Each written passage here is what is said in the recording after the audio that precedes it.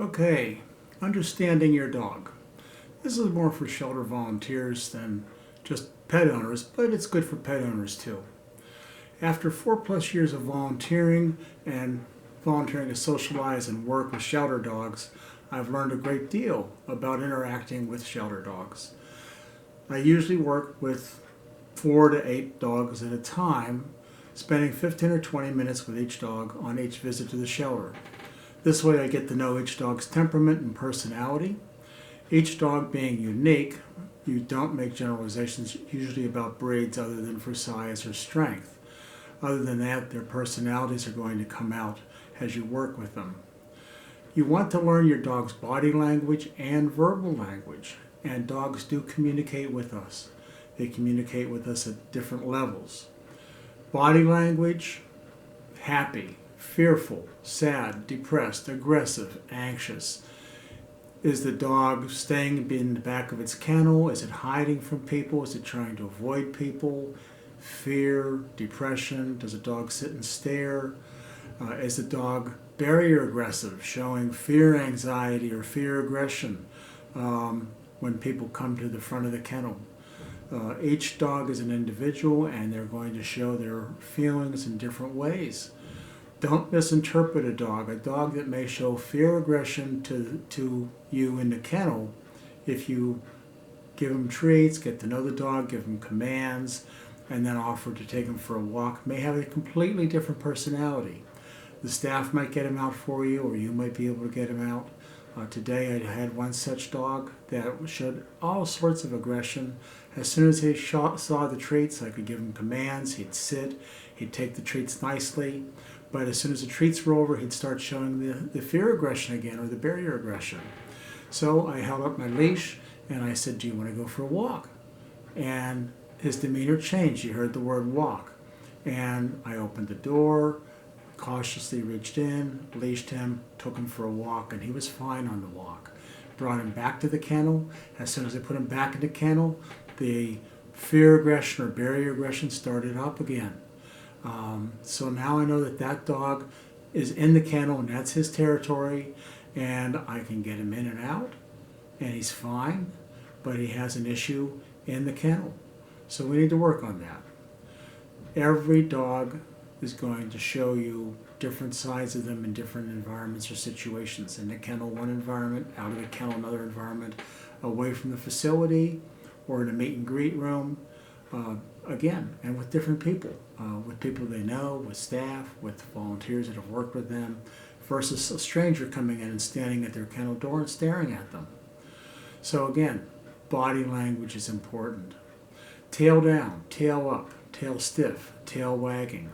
Just because the tail's wagging doesn't mean the dog's happy. He may be wagging the tail in excitement, thinking, well, I'm going to nail that person because I'm fearful of them and I'm excited, and if they do the wrong thing, I'm going to bite them. That happens. So don't just judge a wagging tail as being a happy dog.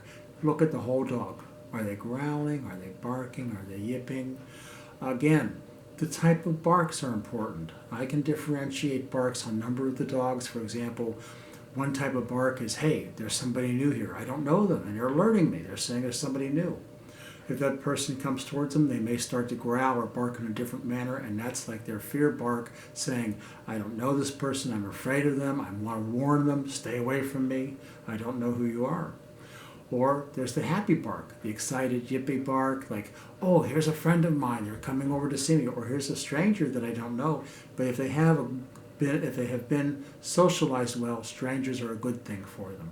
So they might be barking in an excited fashion that they want to go see that person, or another dog, whatever.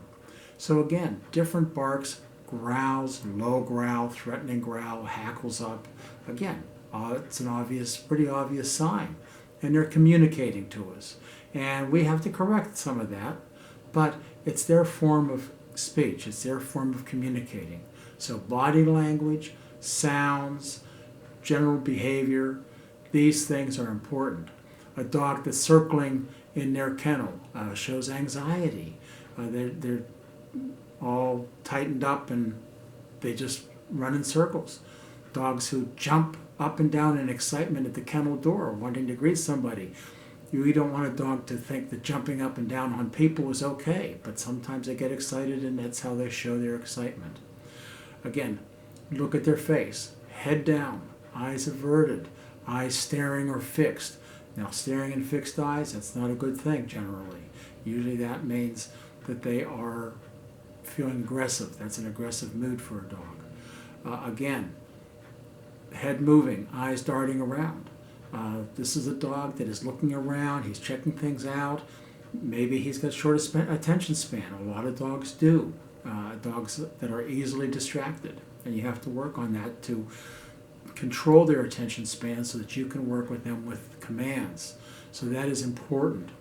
Again, the dog's barking, alerting to someone, greeting, warning, aggression, seeing a friend, joyful, the body language, the verbalization, it all comes together and creates a picture of the dog for you. So when you're controlling that dog, when you're with that dog or socializing that dog, number one, you want to read their body language, you want to understand their verbalization so you are safe. Number two, you want the dog to be safe. You don't want the dog to be put in a situation that they're uncomfortable with, where a bite might occur, which might lead to them being euthanized. And certainly you don't want some other person being injured. And so you want to protect the people around you, whether it's staff, other volunteers, or people coming to the agency to look at dogs. Again, these rules do apply for pets. So if you have a pet, be sure you understand their body language. Most people do.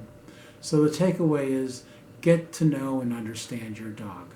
Communication is a two-way street, and you, the dogs you're working with, whether it's your pet or dogs that you're socializing to help them get over stress and to help them become more adoptable, everybody benefits. So again, remember, look at the dog, check its posture, check its behavior, check its verbalization. There's a lot of cues that the dog will give you, telling you how it's feeling and what it's going to be like to be working with that dog. Thank you for your interest. Have a good day. Bye.